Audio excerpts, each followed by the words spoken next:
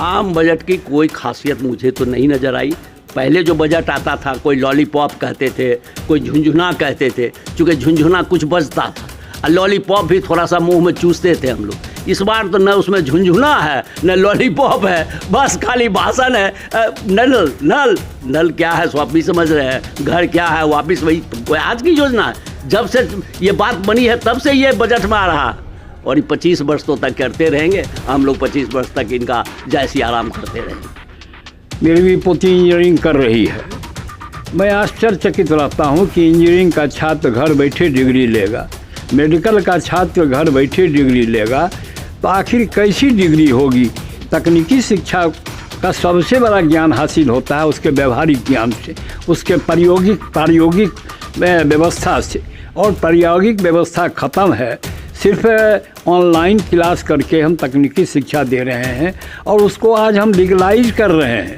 Legalise in the sense कि आप कह रहे हैं कि हम डिजिटल यूनिवर्सिटी खोलेंगे। तो ये जो अभी कोरोना के कारण जो पढ़ाई लिखाई का सिलसिला घर से शुरू हुआ उसको और बढ़ावा हम दे रहे हैं।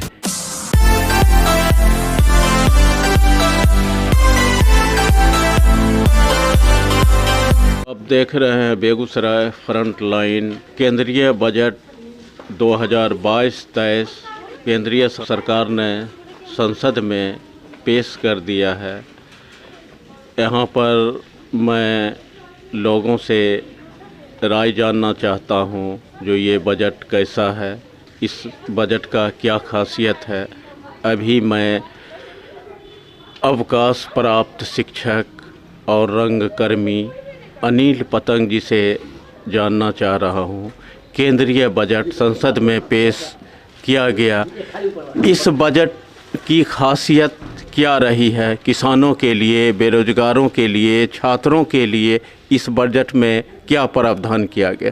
नमस्कार सर, बेगूसराय फ्रंट लाइन में आपका स्वागत।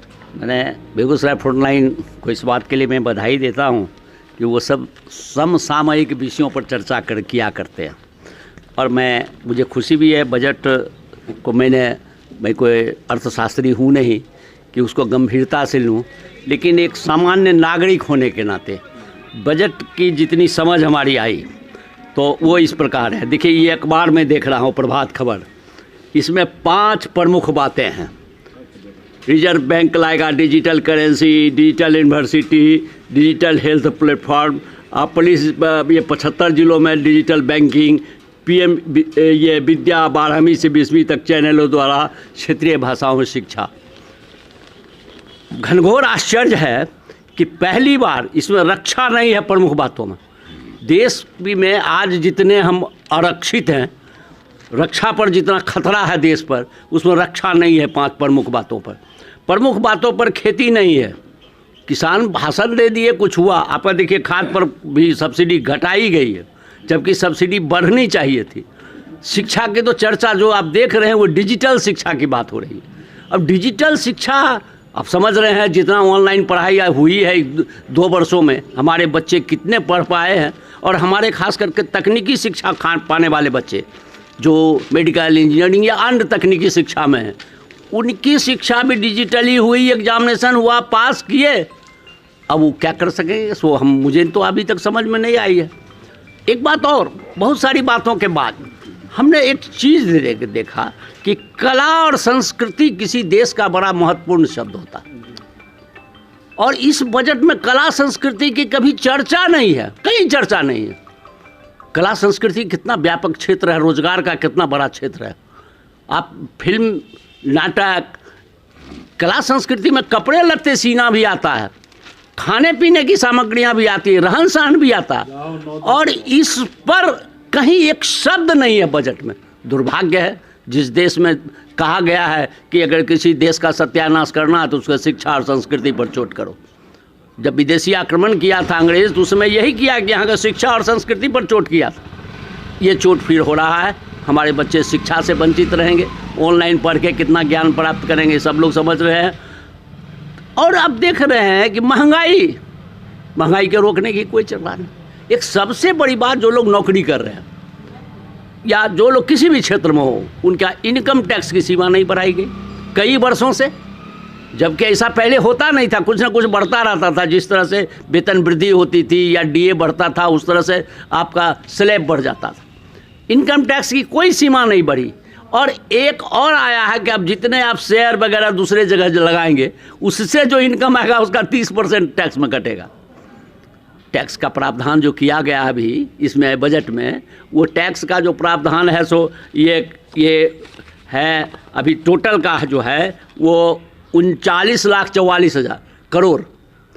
39,44,000 करोड़ में वो 27,57,00,000 करोड़ जो है वो आएगा टैक्स से, जिसमें 8 लाख करोड़ दे देंगे वो इसको स्टेट को। अब बकिया ये बचेगा ये 19,57,000।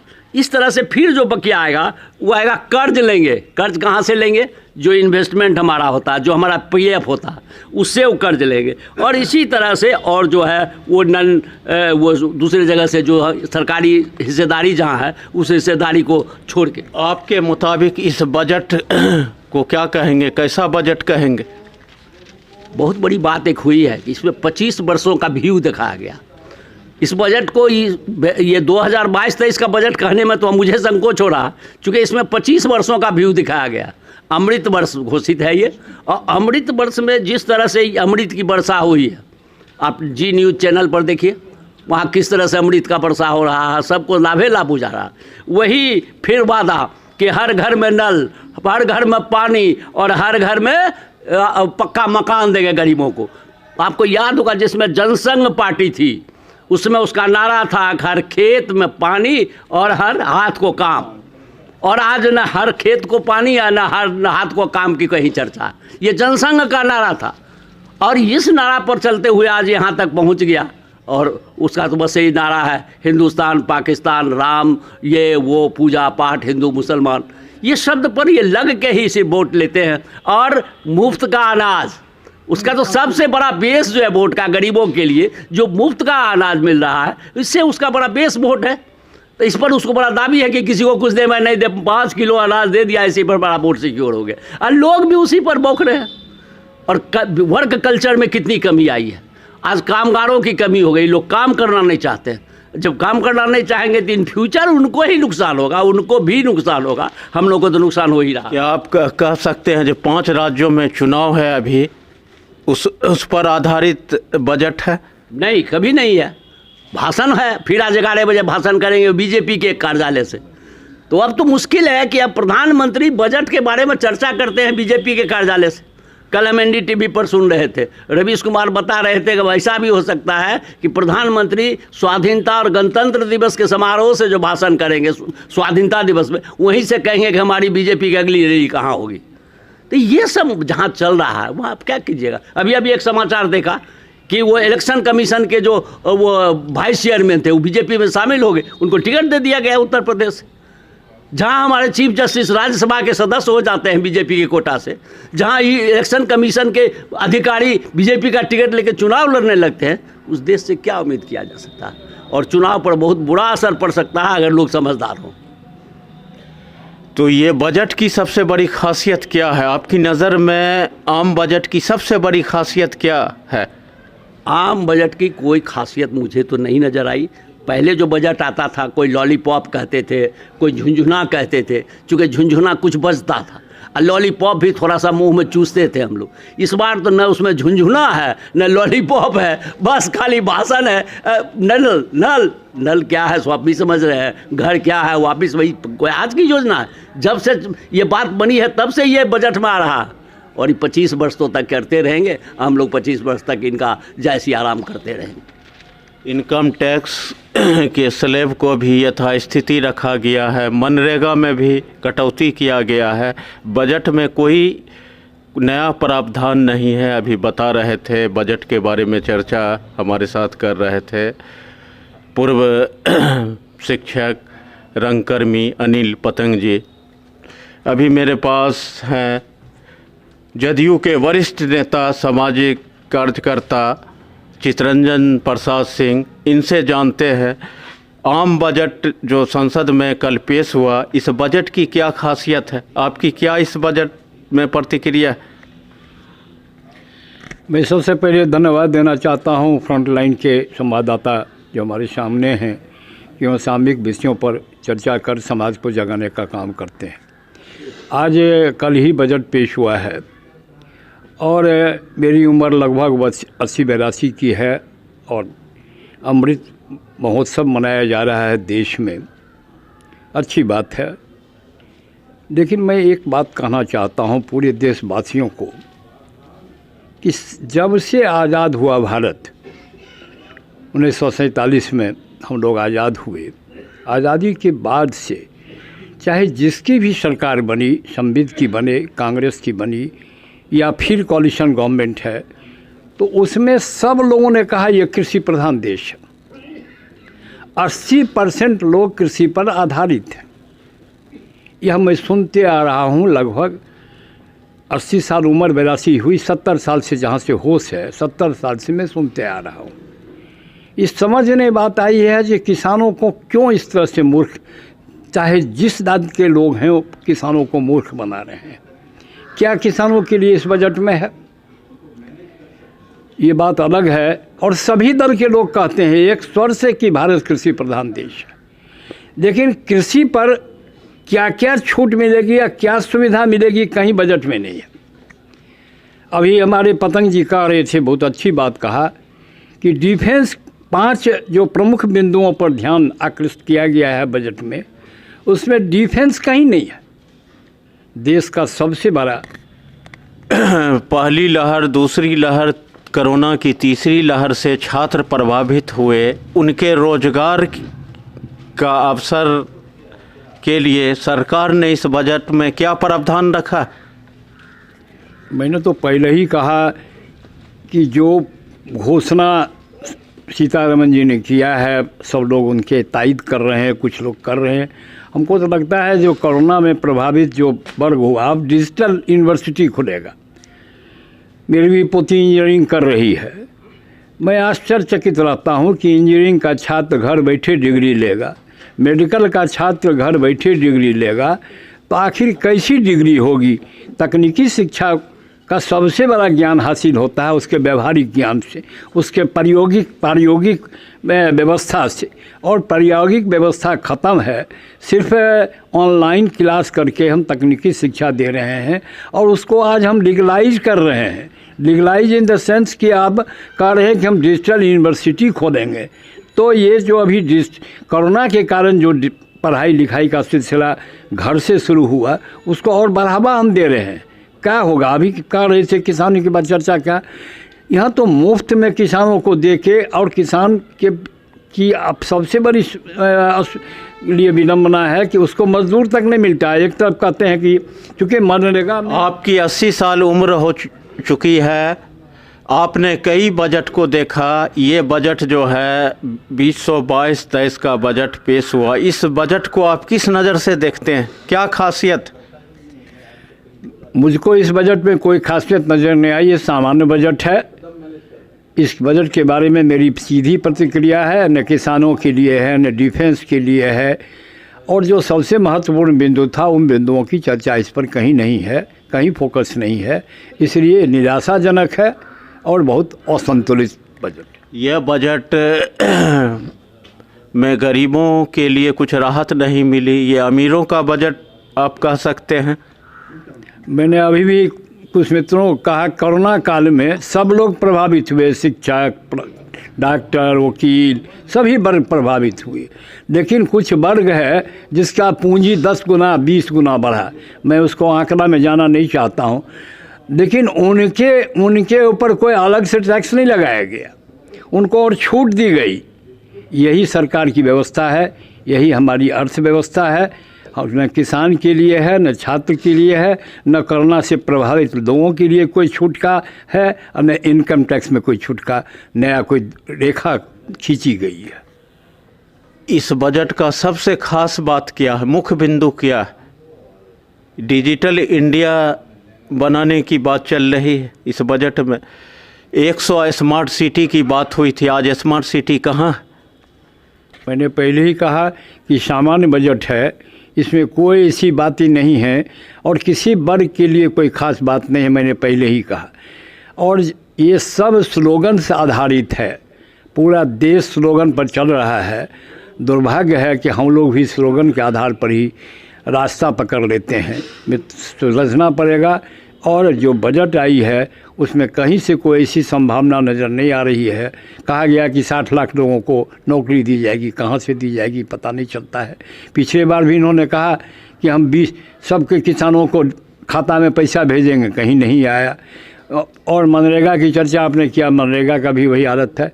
इसे बजट में कोई खास ऐसी स्थिति नहीं है, सामान्य बजट है और किसी वर्ग के लिए कोई नहीं है, बड़े लोगों का ही बजट है। सरकार ने कहा जो 2022 तक किसानों की आय दोगुनी हो जाएगी। क्या इस बजट में से किसानों की आय दोगुनी हो जाएगी? मित्रों, मैंने पहले ही कहा कि 82 बरस उम्र हुई और शुरू से सुन रहा हूँ भारत कृषि प्रधान देश है। 80% 85% गाँव में रहते हैं, कृषि आधारित हैं, लेकिन कृषि के बारे में कोई चर्चा नहीं है, कोई छूट नहीं है, किसी प्रकार का नहीं है। इसलिए ये स्लोगन्स नहीं है तो और क्या है। जो आप एक तरफ महसूस करते हैं कि भारत कृषि प्रधान देश है और कृषि के बजट में सबसे प्रमुखता होनी चाहिए, वह बजट में कहीं नहीं है। कहीं नहीं कृषि के यंत्रों पर, कृषि के कारोबार पर, किसी के किसी भी एस्पेक्ट पर कहीं कोई चर्चा नहीं है। और कहते हैं 85% नागरिक या 80% नागरिक भारत के कृषि पर आधारित हैं।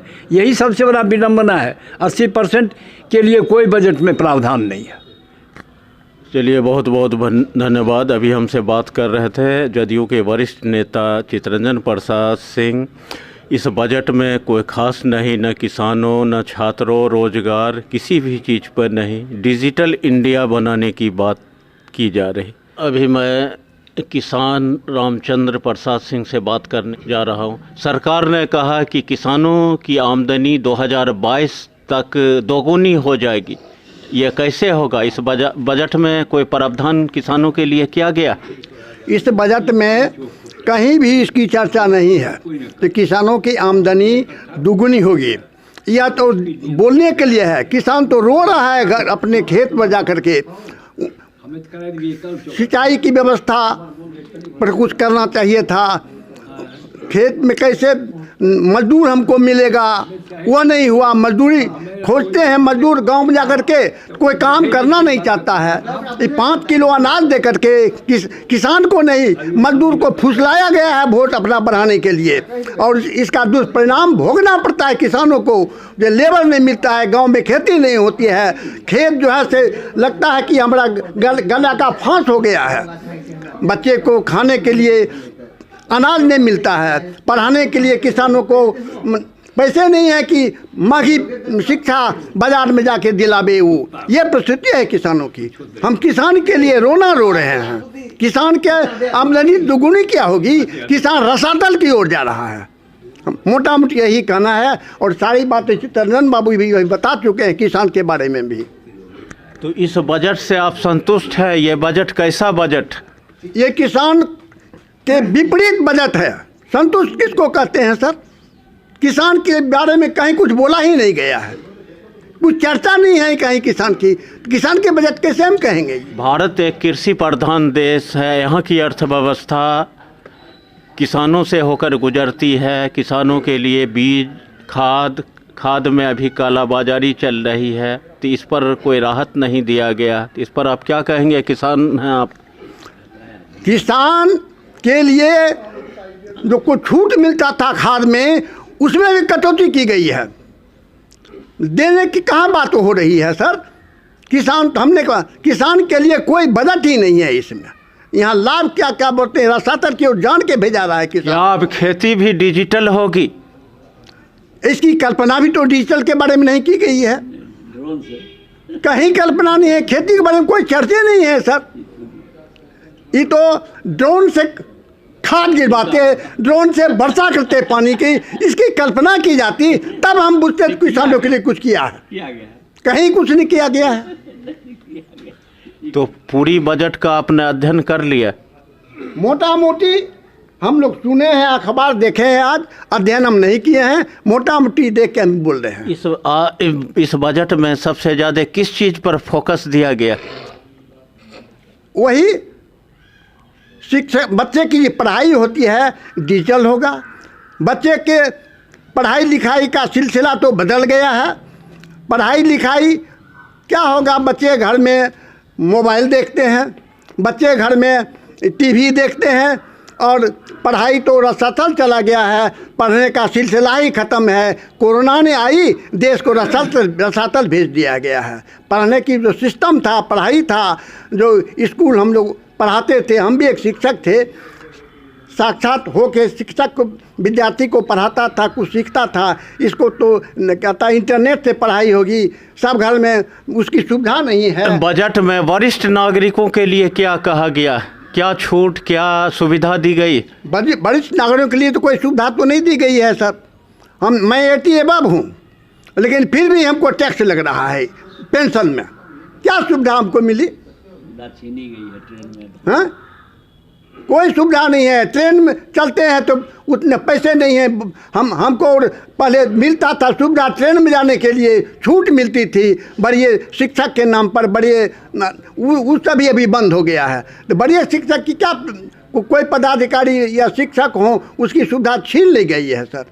ट्रेन में तो कोई सुविधा ही नहीं है। टिकट लेने जाते हैं तो उसमें भी सुविधा नहीं मिलती है। तो ये बजट को आप क्या कहेंगे? ये बजट धोखेबाज है। ये बजट बड़े बड़े कैपिटलिस्ट को पूंजीपति बनाने की और प्रक्रिया है। सब देते हैं, रेल इत्यादि प्राइवेट कंपनी को देने जा रहे हैं। ये धोखेबाजी है, राष्ट्र के प्रति धोखेबाजी है। अभी आप सुन रहे थे किसान रामचंद्र प्रसाद सिंह ने बजट के बारे में कहा, किसानों के लिए, छात्रों के लिए, वरिष्ठ नागरिकों के लिए इस बजट में कोई प्रावधान, कोई नई चीज़ नहीं है। ये किसान अविनाश जी हैं, मैं इनसे बात कर रहा हूँ। खेती करते हैं। कल आम बजट केंद्र में पेश हो गई। इस बजट को आप किस नज़रिए से देखते हैं? सबसे पहले तो मैं आपसे कहना चाहूँगा, राष्ट्रीय जनतांत्रिक गठबंधन की सरकार पिछले 3 वर्षों से कोविड के समय से ये कह रही है कि लोकल फॉर वोकल। बजट से तो कहीं नहीं लगता है कि लोकल फॉर वोकल के लिए कोई विशेष व्यवस्था किया गया है। और किसानों की जहाँ तक सवाल है, तो आए दिन तो आप समाचार पत्रों में देख रहे हैं, किसान भर दिन खाद के लिए खड़ा रहता है, पंक्ति में खाद नहीं मिल पाती। तो किसानों के लिए खाद, बीज, टूल्स में क्या रियायत देने की बात कही गई? बजट से तो अभी कुछ स्पष्ट नहीं दिखता है। अब तो सरकार फिर उसको डिटेल्स बताएगी, तब तो पता चल पाएगा। ये बजट कैसा लग रहा है आपको? बजट सिर्फ अपने वोट बैंक के लिए बजट को बनाया गया है। इस बजट को आम नागरिकों का बजट कह सकते हैं आप? कतई नहीं। आम नागरिक का बजट तब होता जब युवा वर्ग के लिए होता, किसानों के लिए होता, देश हित के लिए होता। देश हित में तो कहीं से कुछ इसमें विशेष व्यवस्था नहीं किया गया है। ये बजट की खासियत क्या है? बजट की खासियत तो अभी तक इसकी अहमियत नहीं समझ में आ रही है। जो बजट आया है, इस बजट की प्रमुख अहमियत क्या होगा, ये कहीं से इसमें कोई सार नहीं निकल पा रहा है। जैसे इनकम टैक्स का स्लैब वही रहा, मनरेगा में कटौती किया गया, छात्रों की रोजगार की बात क्लियर नहीं की गई, मैं तो किसानों मजदूरों के लिए, युवाओं के लिए कहीं से कोई इसमें विशेष व्यवस्था नहीं किया गया। आपको शायद जानकर आश्चर्य होगा कि भारत सरकार की नीति के अंतर्गत पहले कुछ कंपनियों में नियोजन बेरोजगारों को मिलता था। यह 2009 के बाद सारी कंपनी संगठित होकर उन बेरोजगारों को उस नियोजन से भी मुक्त कर दिया। आप किसानी करते हैं, आपने यूपीए सरकार की बजट, मनमोहन सिंह का भी बजट देखा, अभी केंद्रीय बजट देखा आपने, दोनों में क्या समानता पाते हैं? श्री मनमोहन सिंह जी के समय में जो बजटें आई, कुछ हद तक कृषि क्षेत्र, युवाओं के लिए व्यवस्था की गई थी। अभी तो जो वर्तमान बजट आया है, इसमें देश का प्रथम स्तंभ है युवा और कृषि, इस दोनों का तो कहीं से कोई व्यवस्था नहीं की गई है। चलिए, बात करने के लिए बहुत बहुत धन्यवाद।